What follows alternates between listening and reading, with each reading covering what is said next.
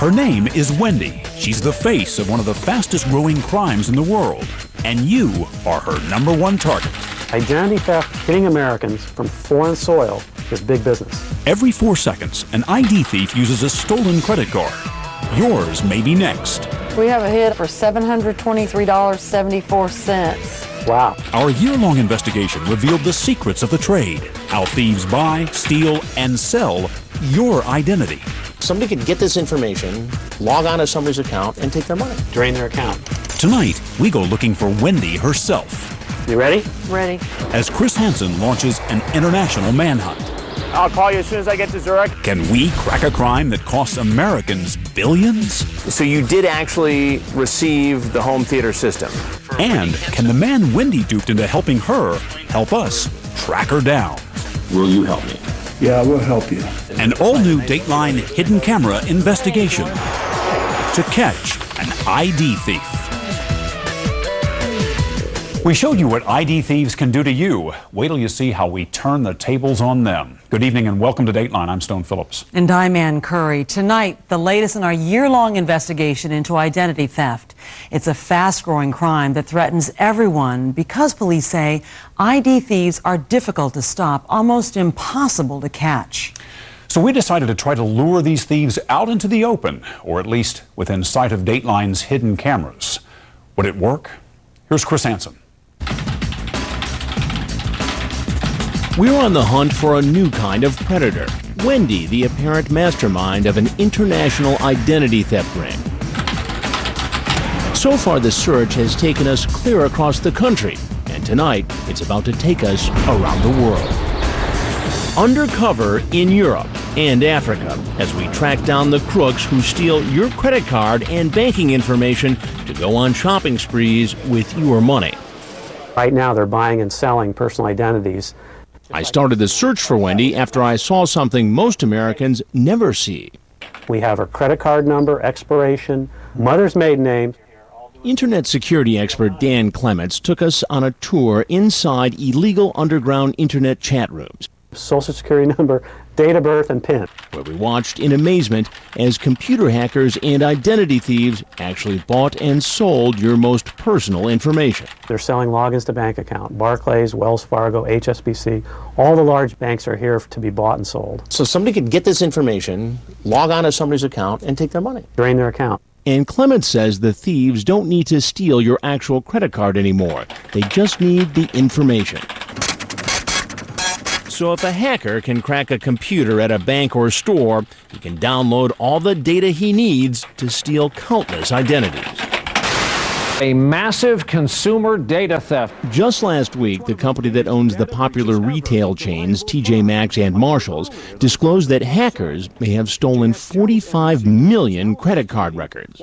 But Clement says anyone with access to your personal information can cash in using the Internet Underground. It could be the clerk, could be the waiter in your restaurant, could be the clerk at the car rental. They have access to this information. Thousands of times a day, millions of times a year, credit cards are maxed out, bank accounts drained with stolen identities. So Dateline set out to track down some of those thieves. We began our investigation a year ago. First step, dangle some bait. We got a major credit card issuer to help us. We made up some names, and they gave us real cards under those fake names. Next step, have Dan Clements pretend to be a crook who stole our credit cards. We watched as he offered up those cards in that high-tech den of thieves. You ready? Ready. Halfway across the country, a fraud investigator from the credit card company let us know as soon as the crooks took the bait and started using our cards. They're hitting it. The results? Astonishing. Cards maxed out in minutes. One of our bait credit cards carried the fake name Oscar Ernesto. Okay, we have a hit on Ernesto for $723.74. Wow. 1 minute, 3 seconds. The fraudulent charges were coming from almost everywhere.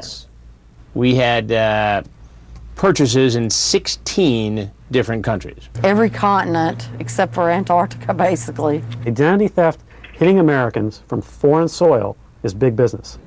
Big business that costs consumers billions and businesses tens of billions worldwide. Just ask Rodrigo Bustos in Chile. His store was hit by crooks using one of our bait cards. We covered that charge, but he says his bank has made him absorb thousands in losses to identity thieves. They said, it's your fault. You must pay to us because you didn't confirm it was the real owner of the credit card. Authorities say in most cases it's virtually impossible to identify the thieves, but Dateline decided to try. To lure the crooks in, we set up our own online store At HansonDiscountElectronics.com. and let the thieves know that it was a good place to use stolen credit cards. The message says, cardable site. So if you've got a hot credit card number, you can use it here. Right. The fraudulent orders poured in, real thieves using accounts stolen from real people like Lee Morton. I was checking to see if I could afford to go out to dinner, and I had no money. No money. No money. Lee Morton's account was drained overnight by a series of online purchases. Dateline's store didn't actually charge Lee or anyone else, but we did send out the merchandise in order to track down the thieves. I even set up my own shipping company, CH Delivery, and began fanning out across the country to deliver the loot.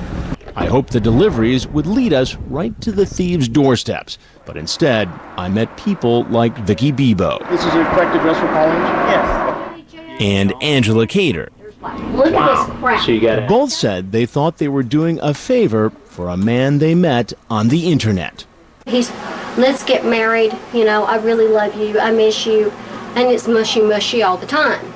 But it turns out Angela and Vicky were talking to the same man, an international internet thief.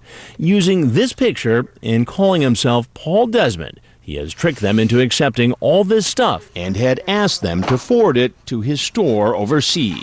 And the more deliveries I made, the more I heard about those mysterious stores. They're going to Africa. What's that? All these are going to be shipped to Africa. Oh, they're going to Africa. In upstate New York, Jeff Ball told us he's been getting lots of packages for his international business partner, Wendy Kenson. I got a picture of it. Yeah. Oh, yeah. I'd love to see it. Wow.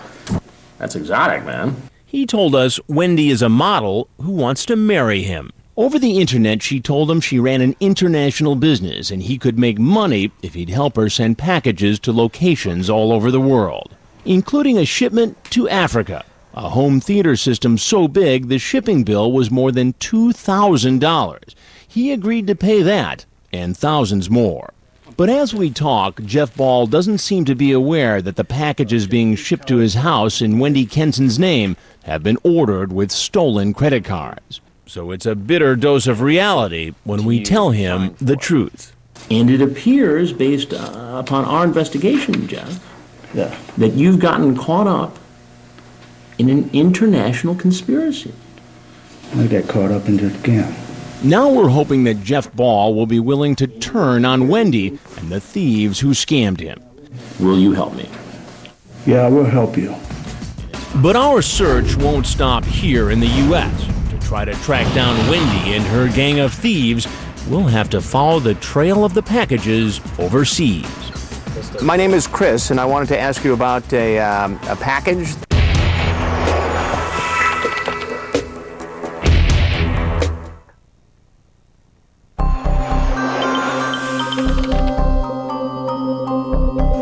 Let me go back to your inbox for a second. Jeff Ball is pouring through his records, trying to help Dateline crack an international identity theft ring. We're on the hunt for Wendy, the woman in these seductive photos who conned Jeff into shipping what turned out to be merchandise purchased with stolen credit cards, like an expensive home theater system, so big it cost more than $2,000 to ship, all the way to West Africa. We're on the trail of that home theater system because we think it might lead us to Wendy, down this dusty road in the tiny African nation of Benin. Benin, a former French colony, a hub back during the time of the slave trade, and today, increasingly, a hub for identity thieves. Busy African markets like this is where some of the merchandise purchased with stolen American credit cards can show up. The identity thieves didn't pay a dime for the things they got, so even if they sell them cheap, they still make a huge profit. It's not an easy or a safe place for American journalists to operate. We're not sure who we can trust, don't know if the criminals have corrupted any local officials. So we proceed with caution. Which one is it? I think it's this one over here. Down this road, we find the address where Wendy told Jeff Ball to ship the home theater system. The home of a man named Mr. Chow. Alejandro Chow. Yeah, Chow lives there? Yeah. Do you know A him? neighbor tells us Mr. Chow is at work. He's working port. At where? At the port? Yes. And what does he do at the port? Some people come from Nigeria, come meet here to buy cars. So he buys the cars and sells them in Nigeria? Yes. Yeah. Do you think it's okay if we go back and ask? Yeah. Apparently, Mr. Chow is involved in the import-export business. It certainly doesn't look like he's got a theater system at his home down this alley. We were asking about a delivery, a big delivery, from DHL, the shipping company. It was a big home theater, television set. Television fi no sa o edo khiri no sa television o yaji. She said that she didn't know. People can come back in the evening and talk to him by himself or talk to him. Bonsoir. So later that evening, we do come back, but Mr. Chow hasn't come home. Yes. Oh, Pascal, that's right. We talked earlier. Yeah. Is Mr. Chow around? Is he here? No, it's not him. But I don't know when he will be back. I get Mr. Chow's cell phone number. Merci. Mr. Chow. Oui. My name is Chris, and I wanted to ask you about a package that DHL says was delivered to you in October. It was a home theater system. Did you receive that package? Mr. Chow admits he did get it. So you did actually receive the home theater system in October. But he doesn't want to say where it went. From when you received it, where did the home theater system go after it came to your house? I'm sorry, you did receive it? All right, thank you very much. Bye now. Well, he had to go. By now it's clear we're going to have a tough time finding Wendy and the thieves by tracking down a package after it's been delivered. But we want to get as close to the thieves as we can. So we decide to follow a package from the very start. I already boxed up the shoes and stuff. Back in California, Vicky Bebo has been collecting packages for her online boyfriend, Paul. But now she realizes she's been scammed too. And like Jeff Ball, Vicky has agreed to work with us to track a shipment. Paul still thinks he has her on the hook, so he's asking her to send another shipment. He's ordered this Xbox from our online store, again with a stolen credit card. And in this instant message, he tells Vicky he wants it sent to that same small country in Africa, Benin. 238 state. Well, put a dab of a hot glue. To help follow the package, we install sophisticated tracking devices and hide them inside. A transmitter will send out a signal and we'll hear a beeping noise on this receiver whenever the package is nearby. On the outside, we mark the box with distinctive yellow stickers. Next, we take it to a DHL office near Vicky's home in California. 3 days later, the DHL website shows the package is in Africa. And remember, so are we.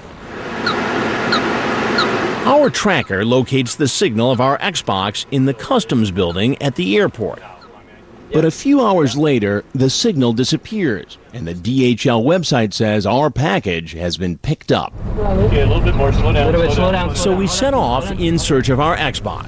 First stop, the address where it was supposed to be delivered. Turns out it's a lawyer's office. Looking for Monsieur Rousseau Emerson? The receptionist says he doesn't have a clue what we're talking about, knows nothing about the package, doesn't even recognize the name. No? So you don't know the name? And what about this address? What's more, he says the shipping address seems to be phony, intentionally jumbled. Although the street name and number match this office, the zip code and town are all wrong. And when we double check at the local post office, they confirm the address isn't real. Next stop, DHL. Maybe they know where our Xbox went. Bonjour. Morning, I'm trying to track a package that I had shipped. The customer rep checks the computer and calls out to the airport where they confirm that package was picked up by the man it was addressed to. Okay, so he's the one that picked it up at the airport. Yes. Okay, all right. It wasn't what they put in the system. But I see that you are English people, so I think maybe you want to know more. That No. I'm very appreciative, and I thank you very much. Now we're more baffled than ever. So we ask the local police if they can help us find our package. They send an investigator to the airport, but he's told to come back later. At Benin's National Police Headquarters, the director admits these internet frauds are among his country's biggest problems. This is a form of organized crime.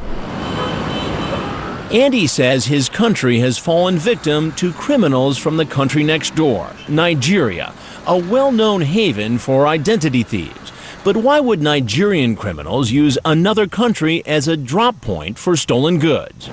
There's been so much publicity about rip-off schemes from Nigeria that many of the thieves have discovered it can sometimes be difficult to get people in the United States to ship there. So some of the thieves have come here, to Benin, a tiny West African country most people don't know anything about. They use Benin because our country is a little weak. It's a small country, and we don't have great resources to investigate. Authorities say most of the fraud originates in internet cafes like this one. We were able to get a rare look inside with Dateline's hidden cameras. No, 1 hour. In an email or instant message, a thief can hide behind a computer screen and pretend to be anyone, anywhere. Someone sitting here in Africa could even steal a picture off the internet and become Paul, or even Wendy. And while some of the people we see in this internet cafe may be perfectly honest, some even tourists, police say criminal rings conduct their business here, stealing from Americans half a world away. And that brings us back to our Xbox package with the tracker inside. Still no sign of it. An official is very sympathetic, and he's willing to help. The police go back to the airport, and believe it or not, they're told our package has mysteriously been found, still inside customs, as if it had never left the building. That's odd. Remember, just yesterday, DHL told us it had been picked up. And so he picked it up on the 5th? Yes. Great. Yes. Okay, so it was actually him. Yes. Fantastic. So which story is true? To double check, we go to the airport and arrange to see the package ourselves. It looks like it's had a rough trip, but the tracker inside is still putting out a strong signal. Police sources tell us they think the thieves heard we were asking questions and decided the package must be hot. To avoid being caught, they apparently smuggled it back inside customs and left it. The criminals are trying to duck us, but we have another option to catch up with them, and it involves Jeff Ball, the man in New York, and Wendy, the thief who stole his money and his heart. I must get home this weekend, okay? I really miss you.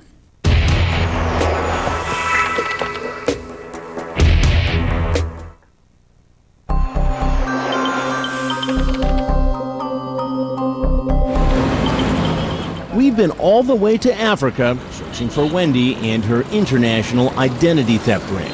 Slow down. We traced packages with loot ordered by the thieves. It was a big home theater. Merchandise that seemed to disappear. And so he picked it up on the 5th? Yes. Great. Yes. Then mysteriously boomeranged back, maybe because the thieves knew we were onto them. But maybe there's another way to find Wendy and her gang of thieves. Hey, how are you today? Got some deliveries? And it involves Jeff Ball, the New York man apparently tricked into becoming a middleman by the identity theft ring. That's Wendy. We come up with the plan after we see the email history between Wendy and Jeff. It's clear whoever is sending the emails is a master scammer. My heart told me that my Prince Charming was there when you first said hello to me. Along with the love letters and those provocative pictures, Wendy cleverly mixes in pleas for help in somewhat broken English. Let me come back home this week. because that's my prayer always. In one email, Wendy says she's in Australia, but wants to come home to be with Jeff. I must get home this weekend, okay? I really miss you. But believe it or not, on her way to the airport, the unthinkable happens. Wendy says she's in an auto accident. Wendy's sick, hospital. Please pray for me. Through her pain, Wendy pleads with Jeff to send money to pay for the surgery to save her life. Because I don't want to lose my hand, and I don't want to lose my life. And you, please. In the end, Jeff Ball actually wired thousands of dollars to Australia, supposedly for Wendy's surgeon, Dr. J. Jack. Dateline checked in Australia, and we couldn't find any licensed doctor by that name. Another sign that Wendy is part of an even larger con. All you have to do is check the emails. In the special coding most of us never read, there's usually an identification number that tells you where the computer that sent the email is located. It's a little like the caller ID on your phone. Remember, Wendy's been claiming she's in Australia. But when Dateline checks the coding on her emails, they really trace back to, guess where? West Africa. Babe, please pack everything together. I mean all the packages. We're beginning to wonder, could Wendy be a mask for a man? And wait for DHL to come, okay? Send me all the packages list to me, okay? To my email and tracking number, okay? Now we see how Jeff was tricked into sending packages all over the world. But we're about to turn the tables on the thieves behind Wendy. Remember, they think we're for real. They've been ordering from our online store. They've even used our delivery company to send some of their loot all the way to Switzerland. I cannot sleep tonight without thinking of you. And now we've convinced Jeff Ball to let us take over his email. I love you with my whole heart. From now on, when Wendy talks to Jeff, she's really talking to Dateline. Our first step, borrow one of Wendy's tricks and say Jeff is in the hospital. Bad news. Had a hunting accident and in hospital. Pray for me. Wendy is expecting more packages from Jeff, and she thinks our company will be handling the delivery. She's so desperate to find out about our packages, she sends an email directly to Chris at CH Delivery. Hello, Chris. Because I am in Australia, I am seriously worried, and we have a lot of shipment to ship to Switzerland. Please kindly help me to check on him. It's the opening we've been waiting for. Between updates about Jeff's health, we've come up with a plan to get us closer to Wendy and her gang. To whet their appetite, I'll say I've just inherited a lot of money, and I'm interested in investing some of it in Wendy's company. Wendy, I would like to invest in your business, but I don't think it's wise to invest in any business until I can meet the owner in person. Please let me know when and where you can meet. It isn't long before Wendy responds, and she seems to be going for the bait. I will be glad to assist you invest your funds. After months undercover, are we about to meet Wendy, the international identity thief, face to face? So how many years in Australia? 19.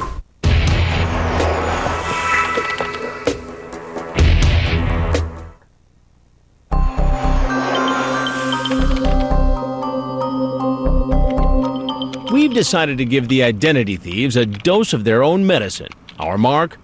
Wendy Kenson, the supposed boss of an identity theft ring. For Wendy Kenson? Who conned Jeff Ball into shipping thousands of dollars in merchandise ordered with stolen credit cards. But now we're turning the tables. I've sent Wendy an email saying I've inherited a small fortune and want to invest in her shipping business. And Wendy is quick to take the bait.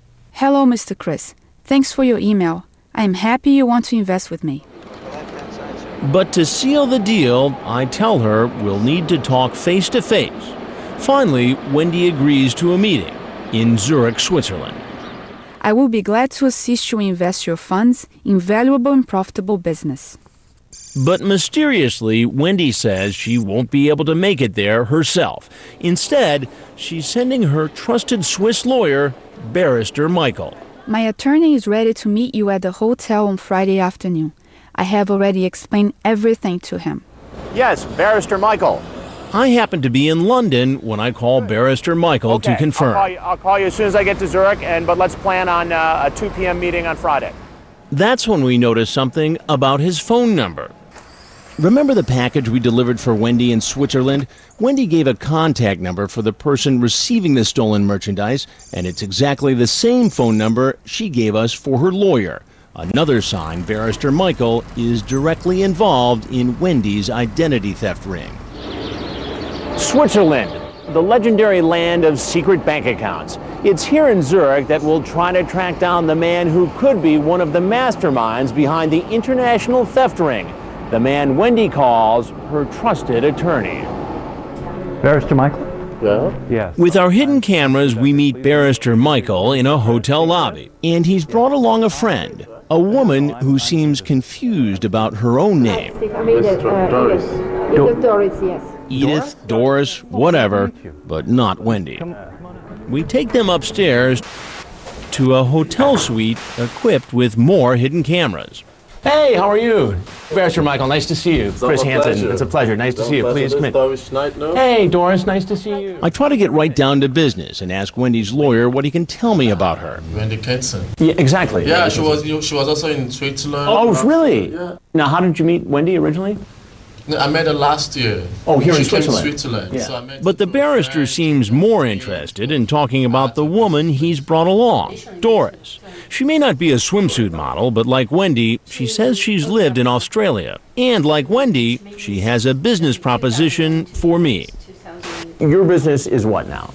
My business is in solar energy trade. Solar energy? Yes. Doris tells me she wants to market a solar-powered battery charger. Not exactly what we came here to talk about, but who knows where this will lead. So this is the product right here? This is the product.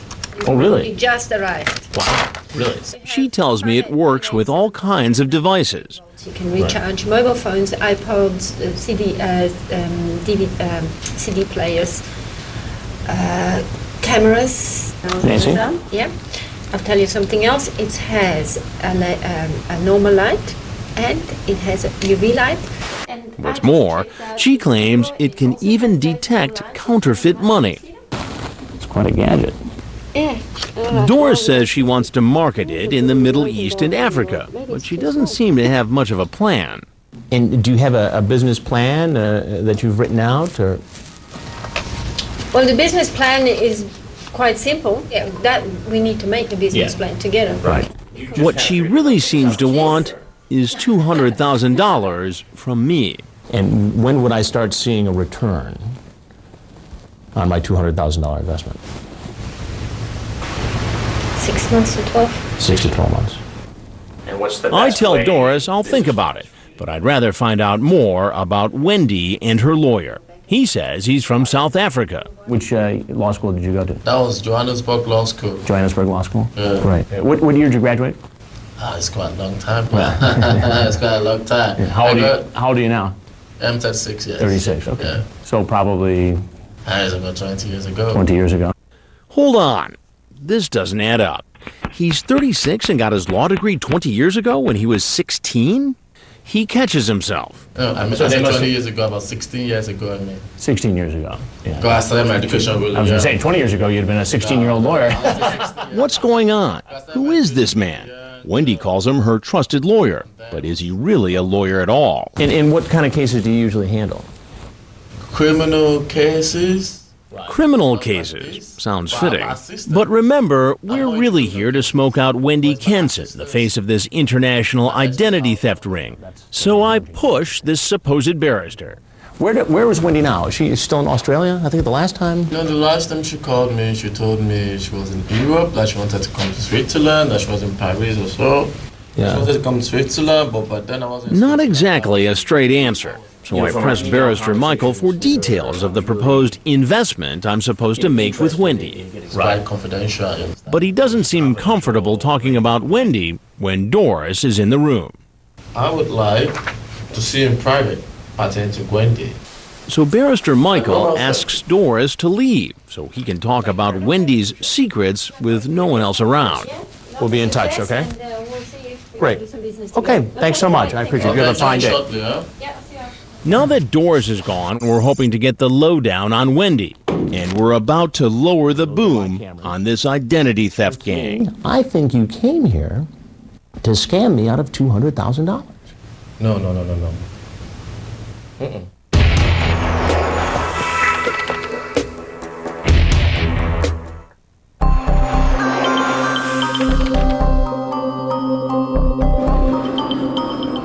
Our investigation has brought us to Zurich, Switzerland, where finally, after months of investigating, we're in a private meeting with a man who may be a key player in an international identity theft ring run by someone called Wendy. So Wendy's business primarily is electronics. Electronics. And exactly. shipping of electronics. Exactly.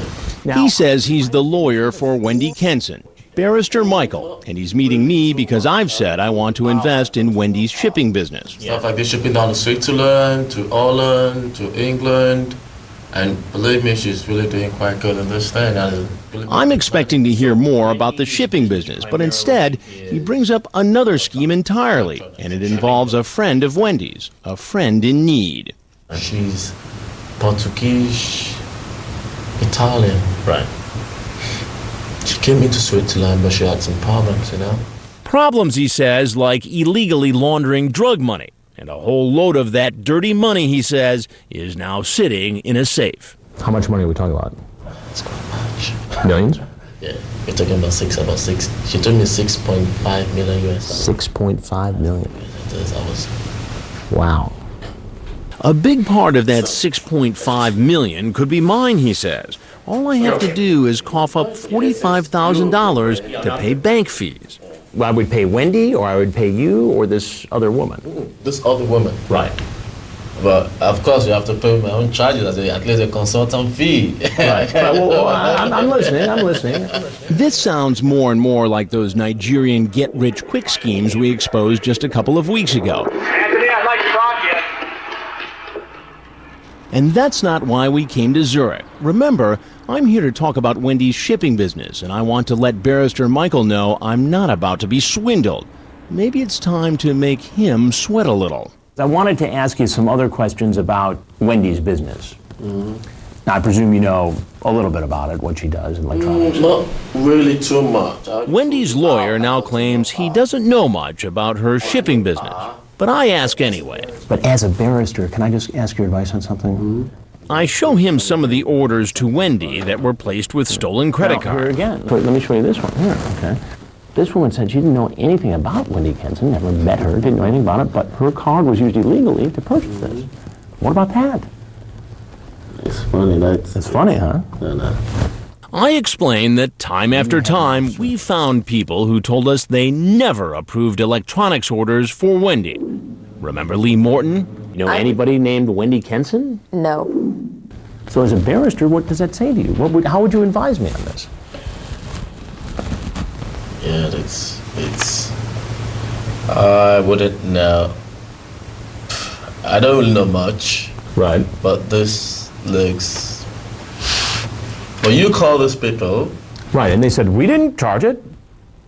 Our card was used illegally. Somebody got a hold of our card number and used it. There must be something funny about it. Now, even her lawyer admits there might be something funny about Wendy's business.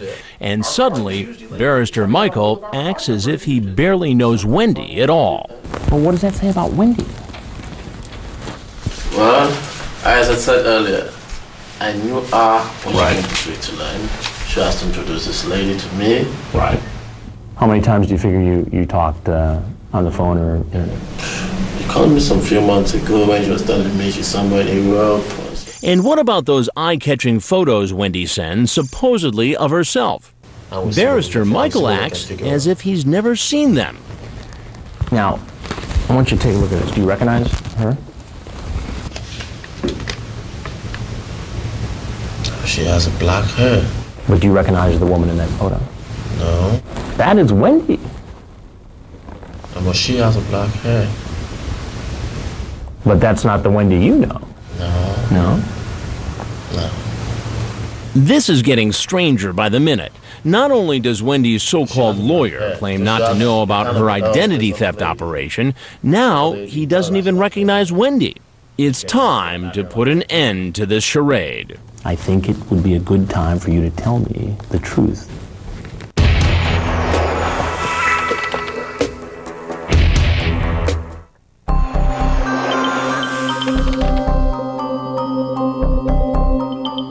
After months of trying to smoke out Wendy, the master identity thief, finally I'm face to face with her supposed lawyer, Barrister Michael. I'm not going to let this opportunity go.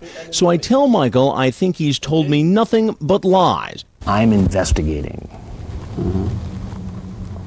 an extensive international credit card fraud and identity theft ring. You have now surfaced in this operation. I think it would be a good time for you to tell me the truth about why you came here today. But that was what I told you why I came, okay? I know, but I want the truth this time. No, that's the truth. You can call her. This whole thing is falling apart here. No, because I don't understand all this. I told you if I would know her, I would tell you this is the one. I already told you what she told me. Let me tell you a few things. Number one, I don't think there's really a Wendy. Number two, I don't think you're really a barrister. And number three, I think you came here to scam me out of $200,000. No. But I tell him I'm not buying into his get-rich-quick scheme he claimed would make me millions of dollars. I don't think there's 6.5 million sitting at a security company in London. See, the fact is, I have to be open to you. That was what she wrote me on the mail. So you didn't check it out yourself? No, to be serious. Are you actually a barrister? To be serious. I have to tell you the truth. Are you actually a barrister? I'm not a barrister. Then you lied to me. Yeah, of course I lied, but that was what she told me. She wrote me. I have to so now it's Wendy's fault. So you lied about being a barrister because a woman who doesn't exist told you to lie? Michael. Is that your real name? I don't even know if that's your real name. Is your real name Michael? Huh? Is your real name Michael? No, people call me Michael, but it's not my real name. What is your real name? My real name is Lukman. I'm sorry? So Wendy's lawyer, Michael, is not a lawyer after all. And his name's not Michael. And guess what? He isn't from South Africa either. And where are you from originally? I'm from Nigeria. From Nigeria. Nigeria, a country famous for scams. Remember, computer records back at our online store show that most of the orders made in the name of Wendy Kenson were actually placed from computers in Nigeria and West Africa, likely from internet cafes like this one. We went there with hidden cameras after authorities told us it was a hotbed of crime. So it's clear we really are onto an international gang of con artists and identity thieves who've been hiding behind this photo of the supposed Wendy. And what about all this stuff about law school and... That's what he told me to say, you know. Everybody she told you lies. to say all that. Yeah. Everybody lies, so Everybody it's okay. lies. So it's okay. Listen. Wendy does not exist, okay? At least I don't think she exists. This person posing as Wendy has been ripping people off for a long time. Probably. Finally, an admission that Wendy, the face of the international crime ring, is a fiction, a ruse, just a pretty picture to con people. Right. So you never really met Wendy? Yeah, it's just... You don't even know if Wendy really exists? Did you or did you not lie to me? I lied to you. Okay. I know that. I know that I lied to you. I'm sorry about that. But remember, he still doesn't know that all this time we've been recording on hidden cameras. Now it's time to let Barrister Michael, whoever he is, know he's been exposed. I'm Chris Hansen, and I work for a show called Dateline NBC. Dateline. And those are my cameras. And if there's anything else you'd like to say, we'd like to hear it. If not, you're free to go. Well, what do you want me to say? Whatever you want to say. In the end, the barrister who isn't wants you to believe he's not a bad guy after all.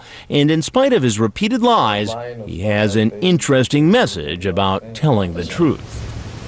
Well, I just believe all lying or stuff like this to people is not the right thing. And so we were here doing something that wasn't the right thing today.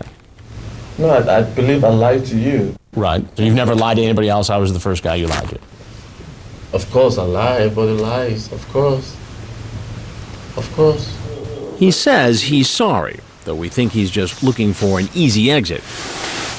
One soldier in an army of identity thieves scattered across the globe. We don't have the power to arrest him, so he walks free. Internet security expert Dan Clement says that's pretty much how it goes in the world of identity thieves. These are very intelligent people, these identity thieves, but they know that the prosecutions for identity theft are less than 1%. Less than 1%. That less than 1%. But U.S. officials say they're trying to change that. This is a priority for us. Craig McGaw of the Secret Service says federal agents have infiltrated criminal chat rooms to break up identity theft rings. Anybody and everybody that's on those websites are involved in criminal activity. There is no legitimate business being conducted on those websites. Right now, he says, the Secret Service is running 15 undercover operations. The FBI and other agencies are also investigating these crimes. But with identity thieves spanning the globe and stealing at internet speed, it's harder than ever for authorities to keep up. Just look at this email Dan Clement showed us, announcing that one of the biggest chat rooms in the thieves' underground is moving its computers to Iran. And that email that we just received was basically saying, hey guys, we're hosted in Iran. We're untouchable to the U.S. government. Come over here. Iranian servers, which are clearly outside never get anywhere there. Never. Wherever the Wendy gang is these days, clearly we hit a nerve with them. Soon after Barrister Michael admitted it was all a big lie, I got an email from none other than Wendy. Up, Chris, so you have to set me up. You riot in hellfire. Dead man, I direct you to unknown people. As for Wendy herself, looks like she really is just a pretty picture the thieves used as part of their con. A tip from a viewer led us to a European website where we saw the same photos of Wendy. Only here, she's known as Angel. Our investigation may have forced the thieves to shut down the Wendy operation, but there's no way they're out of business. In the internet underworld, it's easy to set up shop under a brand new name with a brand new face.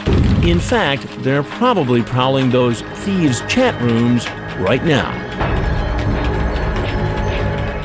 So, how do you protect yourself? Well, you can start by checking your accounts more often for unfamiliar transactions. And remember to change your PIN and password regularly.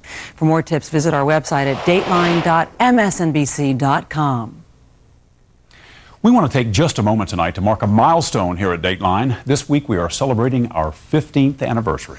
What we're really celebrating is the trust you've given us all these years, and for that we thank you. We also want to thank all of the people who have let us into their lives, sharing their stories to try to make a difference. Hopefully together we have. That's all for this edition of Dateline Tuesday. I'm Ann Curry. And I'm Stone Phillips. We'll see you again for Dateline Saturday night at 8, 7 Central. For all of us at NBC News, good night.